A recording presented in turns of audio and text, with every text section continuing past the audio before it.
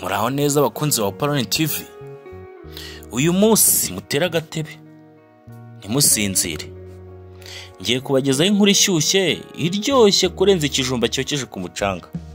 APR BBC cyangwa APR Basketball Club ikoze amateka atarakorwa n'indi kipe hano mu Rwanda iyo ari yo yose.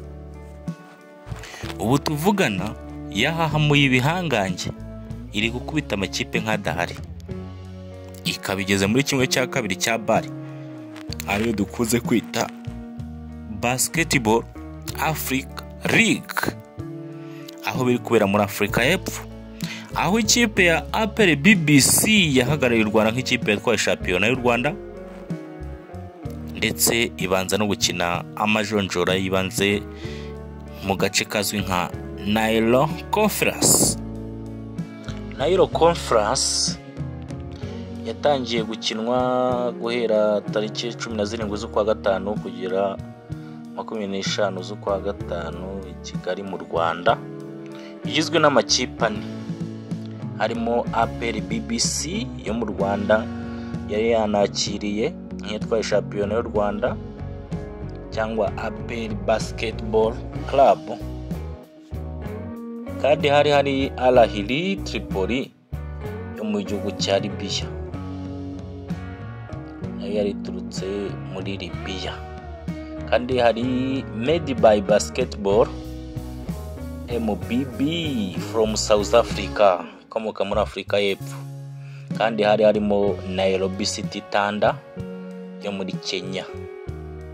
Iryo tsinda rero bikaba ryararangiye Al Ahly Tripoli iyoboye, ikurikirwa na APR BBC, igakurikirwa nayo na Nairobi Thunder, igakurikirwa na Made by Basketball MBB, birangira Al Ahly Tripoli ndetse na APR BBC cya APR Basketball Club zibonye itike yo kujya gukina kimwe cya kane kirangiza rya bar iri kubera muri Afrika y'Epfo. Hari kandi Sahara Conference nayo yari igizwe n'amakipe ane, yari irimo AS Ville de Dakar yo muri Senegal, harimo Cryostar Basketball yo muri Cape Verde, harimo Petro de Rwanda yo muri Angola, harimo US Monastir yo muri Tunisia. Naho ndakeka Petro de Rwanda yarakomeje, US Monastir ndetse na Cryostar Basketball Club yo muri Cape Verde nayo yarakomeje. Rero reka twigarukire ku ikipe yacu ya APR Basketball Club, dore mu bakinnyi bamwe bari kwitwara neza uko ikipe ihagaze n'abakinnyi bari gutuma igera kuri ibyo byose. Harimo Aliou Fadiala Diala akina hagati nka center, ni igikomereza cyaturutse mu gihugu cya Mali, yasimye muri APR BBC muri Nyakanga 2024. Mu mikino ya bar 2025 yashyizeho rekord blocks nyinshi mu mikino 8, ahagarika records bya mbere 7. Uyu mukinnyi ingi ya mwamba muri ikipe kuko ayifashe kugera kuri urwego. Kandi hari undi Obadia Noel komoka mu gihugu cya USA cya Amerika, ukina nka point guard cya shooting guard. Uyu mukinnyi ukomoka muri Frederick Maryland USA yinjiye muri APR BBC muri Mata 2024 nyuma yo kuva muri G-League. Yamaze kwishimirwa n'abafana, ari kwitwara neza cyane. Kandi hari William Robben akina nka small forward cya power forward, avuka Verviers muri Belgique, akaba afite ubwenegihugu bwa kabiri bw'u Rwanda. Ubu ni kapiteni wa APR BBC, yafashe ikipe mu mikino ya bar 2024 2025, ayifasha kwitwara neza ndetse n'ubu aracyitwara neza. Harimo kandi Dan Miller Jr akina nka small cya power forward ukomoka muri Rochester New York USA, yinjiye muri APR. BBC muri Gicurasi 2025.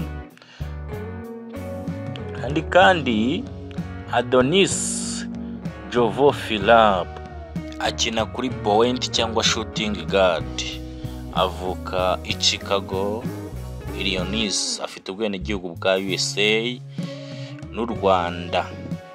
Hari kandi Jean-Jacques Wilson, ushobozwa byose n'umukiza, uzwi ku kazina ka Shobi, akaba akina nka point guard.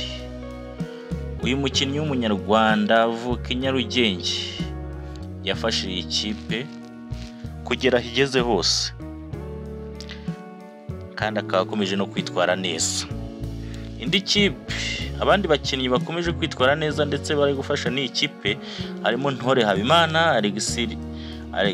Alexei Poyo, Abdul Ahmed, Dario Hunt, Bush wa Mukota, Chris Ruta, Lesson Shema Nibizi na Mohamed Kamala.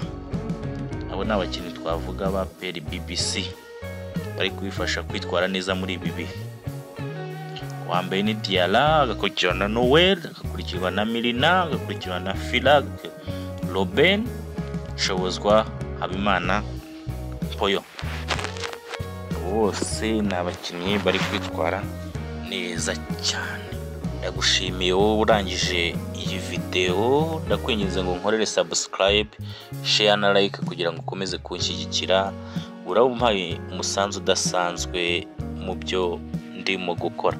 Imana iguha umugisha. Nawe ndagushimiye wamaze kubikora, wahisemo neza, ntago nzagutenguha kuguha ibikunezeza.